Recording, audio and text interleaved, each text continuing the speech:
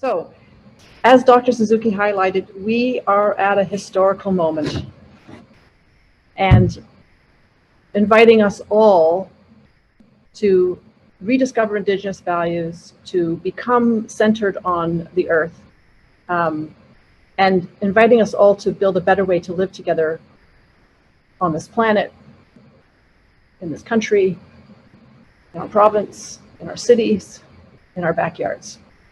So I'm going to give you about a 15-minute slide deck to answer his call to action.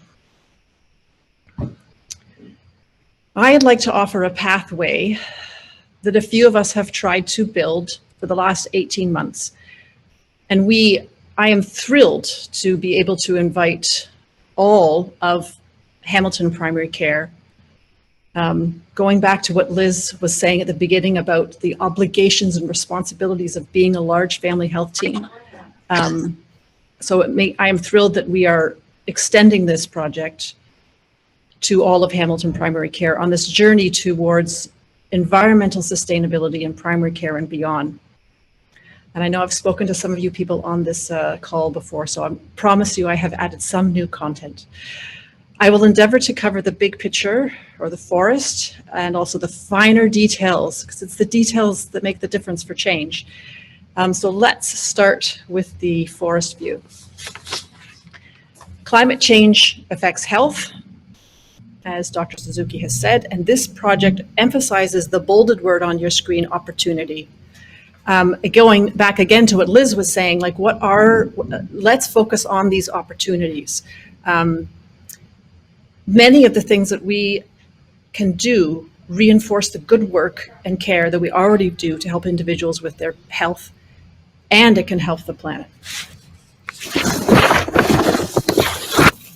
Those of us in primary care have relationships with our patients, and going back to what David was saying about those of us in healthcare we have a reputation and respect.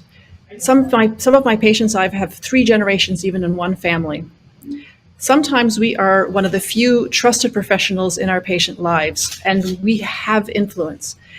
Didn't you all find that for a lot of patients hesitant about COVID vaccination, when it came down to trust, that was the most important thing? Well, if you recommend it, then I trust you, I'll get vaccinated. So primary care can be a critical setting for sustainable medicine, for providing good and green care, which go hand in hand in so many ways. And this is not about adding more work. We're all busy, we work hard. It is motivation to continue our good work. It is the quintuple aim that Liz spoke about. And the surveys say that 3 out of the 4 of our patients care about climate change. So when they see the healthcare people, particularly primary care healthcare people, that they have such a strong overtime relationship with, when they see us consider climate change in our work, it aligns with their values as well. So as Dr. Suzuki has us thinking on this journey, we confront important questions about our purpose, our values, our opportunities, our constraints, and the way that we work and live. So here are some motivations that we have had, and that I hope you will find yourself in this for walking along this path. They can be personal. So family, your own health, a sense of hope, especially after listening to him hold his 2 twin grandchildren in arms. For our office, changes include saving money, which we have done this, and it does save expenses. Producing a healthier office environment, and without a doubt that has happened in our pilot sites. And team cohesiveness, and again, that's a big advantage. We can also be motivated around patient care, supporting equity, and learning. Here's my major motivation, my family. When I learned about the risks to my kids and to their kids, I felt compelled to take action, and this has given me this wonderful feeling called hope. And in embarking on this path, we are in good company. The National Health Service in the UK is further down the trail with a net zero goal. They have a more centrally organized structure than us, which enables faster progress, but we'll get there. And as we already saw with COVID and with our two speakers, climate change is also an equity issue, as COVID was. Some groups that already are and will be more affected by climate change than others. And I like to emphasize the positive aspects. So there is an opportunity to address these equity issues with improved food security, lower energy costs, new low carbon jobs, and community benefits. So let's move from the trees, from the forest down to the trees. The goal of this initiative is really to provide very practical, test-driven, costed-out ideas. And there's two streams. This is the first, which is to green our offices to reduce the footprint of our premises and infrastructure from both emissions and from waste. So we go from LED light bulbs to how we clean, to how we use paper products. And as Liz mentioned, virtual care is also a huge opportunity given to us from COVID because it's definitely very green. The UK data showed that the second largest footprint in primary care was transportation. And the second component of the project is to explore green care. These are initiatives that emphasize the synergy between evidence-based quality care that also help with climate change. And I'm sure there's more. They include a plant-rich diet, prescribing nature, metered dose inhaler use, choosing wisely, and preventions such as smoking cessation and cancer screening. For each of these initiatives, in both the Green Office and Green Care stream, we have a corresponding step-by-step guide and videos that we are created thanks to all of our summer students. There should be 2 more summer students up there as well. We are not suggesting anything that we have not already successfully done at our 2 pilot sites, and we documented all of our problem solving in very practical detail. How much does the infant measuring board cost and where can I buy it? It's in those guides. How can I find out if this thing that I'm holding is recyclable? Well, we've got the email of Kyle from the city who's very helpful that will tell you the answer to that. Or how can I figure out how to change to an LED light bulbs? So we've researched all the different prices and we found an inexpensive one. A young woman, a lovely person who's very knowledgeable, who will look at your light fixtures and tell you whether you need an electrician or not. We did not. And where to, and she will tell you what bulbs you can switch to. I'm going to just go over one small Green Office guide. I think there's 26 of them, but let's talk coffee, something that is small, but to many of us quite essential. Our waste audit shows that we were producing 25 kilograms of waste from our Keurig that uses low-grade coffee and plastic K-cups that we did not recycle. The inventor of Keurig actually really regrets that invention. Our solution, sourced by our Green Team community volunteer and procurement expert extraordinaire, Diane, is the insulated thermos and some new local coffee. And here's Kira from my office holding up our new coffee, which she says is the most delicious she's had. This guide lists the benefits of this coffee. It is fair trade, organic, bird certified, low waste, and most importantly, it's delicious. Each guide we have measures as much as possible the environmental savings, the social and financial benefits. Many of these environmental initiatives reduce costs because they are less wasteful. Diane organized a special primary care reduced coffee price for all of us on this call, and she also has kindly volunteered to help any of you who want to do a similar waste audit or a cost analysis of any of your green changes and solutions that you're trying to find. We created a green coffee poster that we proudly display in our office kitchen, and we can send to you via our poster order form that's on our website. Okay, so let's look at some green care examples, because while sustainable health is about green office issues such as equipment and infrastructure or other premises, which are those small blue boxes from the UK data, there are other great opportunities. The orange boxes show us that the biggest carbon footprint in primary care is prescribing and meter dose inhalers. And for prescribing, we already have this great initiative in Canada that I think the Family Health Team has great resources on our website.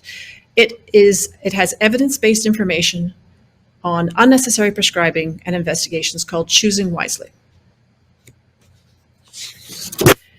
Here is our guide where we list all of Choosing Wisely's primary care suggestions. And if we choose to work on just one of those, we can reduce our footprint because every healthcare activity has a footprint, including every test we order, every treatment we provide.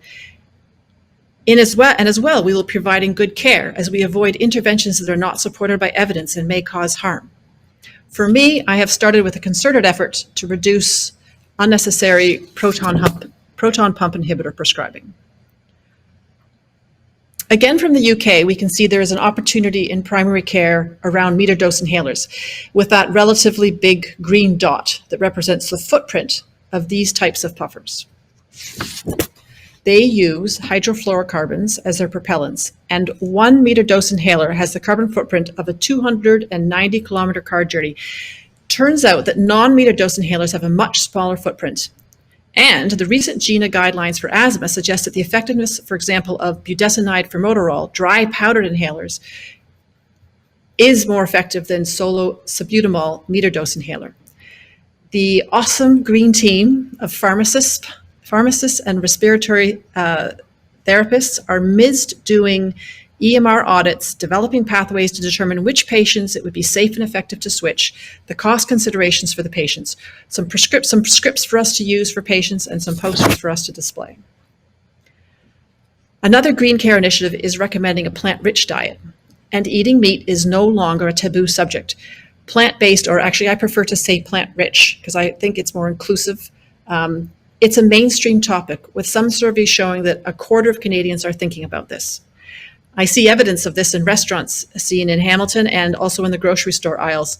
This is our guide that shows the benefits for patients, the benefits for the planet, and then some helpful patient resources.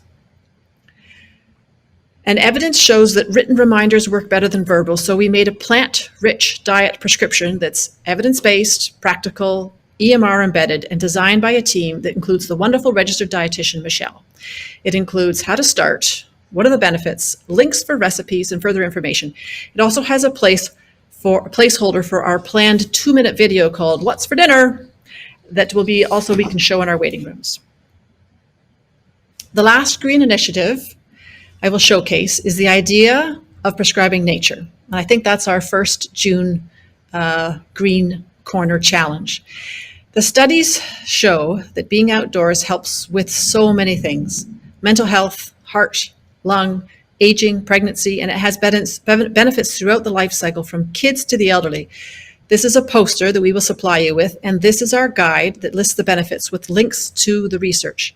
I have found this advice to be particularly helpful right now for my patients with COVID and for myself as a healthcare worker during COVID. So when I talk to my patients, I use the evidence that says that what's the dose for nature? And it is 2 hours total per week with a minimum of 20 minutes at a time. And this is our nature prescription for any healthcare professional that is embedded within our various EMRs. Page 1 enables us to personalize the prescription, which shows to lead to better uptake. Page 2 lists all of the benefits so patients can find one that appeals to them to motivate them. If you want, in addition, on page 1, you'll see where the big red arrow is. You could ask your staff to log this prescription for this particular patient onto the ParkRx website.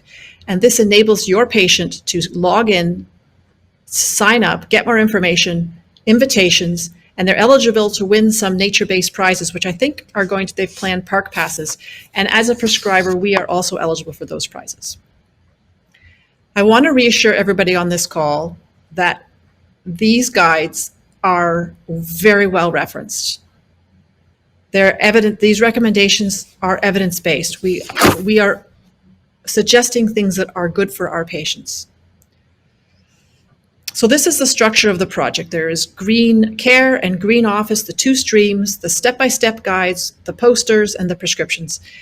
Very quickly, here are a few other resources because I know what life is like in primary care. We're very busy all the time with patient care, and we need easy pathways. And to be clear, this support crosses all various primary care funding models and team structure in Hamilton. This is the worksheet. It's a map that we can use for our journey. The wonderful Tia spent a lot of time on this worksheet. It is visually compelling. It has all the initiatives organized into either green office or green care categories that you can click through to find our practical guides. And the worksheet shows you how to earn your customized plaque, this is the one from my office, and tiles that a local artist will make for you, and the Family Health team has kindly agreed to fund for all of Hamilton Primary Care.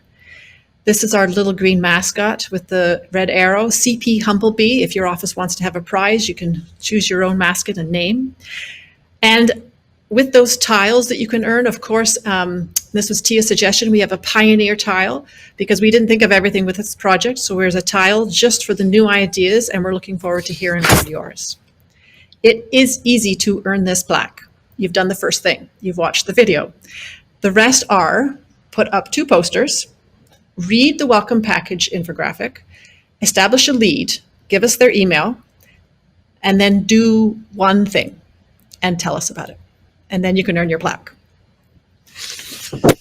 If you aren't sure where to start, we have a quiz featuring our mental health counselor, Jeffrey, that asks you about your healthcare role, what interests you, and then he suggests alternatives. You can order laminated posters using this form. We have a whole series, recycling, coffee, tea, plant-rich diets, nature prescribing, using an infant measuring board, a sign to put on your exam table to explain why there is no longer any paper, and a nice map of Canada showing climate change across our whole country. And of course this, which is your welcome to the project sign that you can proudly display when you've joined. Everything that I'm talking about, everything we've built in the last 18 months that I've just described is organized on the green website page. If you just Google HFHT green, you will get to this page. Next week, we will start our twice-a-month Green Corner newsletter, and we'll take you through Green Office and Green Care suggestions. We're going to share your stories, our stories, and we're going to welcome you to new events. We are planning accredited CME webinars, and we will welcome you when we have those ready. The newsletter will go to all of the Hamilton Family Health team, to the HFAM weekly bulletin, and be on the HFAM website. And we will introduce one change per month in doable incremental steps. Actually, I think for the first month we decided on 2, so we could introduce both the Green Corner and the Green Office component. We will celebrate everybody's success stories, including those who've earned their plaques and their tiles. And please consider following the Hamilton Family Health team on social media platforms to share and to like, because we will have weekly public-facing challenges with our Green Team media star, Mareka, with various guest speakers, including, I think I'm the first one. And we also have a private Facebook page to encourage dialogue. And after hearing Dr. Suzuki speak, I would really like to encourage folks to email us to get the link to that page, because on it, we have advocacy suggestions so we can have a bigger impact. So for example, the urban boundary issues within Hamilton right now, or the new proposed highway north of Toronto. So that will be our site for advocacy. And as I'm wrapping up, I want to say thank you to all these green teamers. Look at all of them. They're people just like everyone on this call today. Physicians, nurses, admin, pharmacists, registered dietitians, community volunteers, students, mental health counselors, midwives, respiratory educators, and the QI folk. Each and every one has been important and given their time and to put their energy to put the team in Green Team. And you know, in the end, we are most definitely not just healthcare workers. We are people.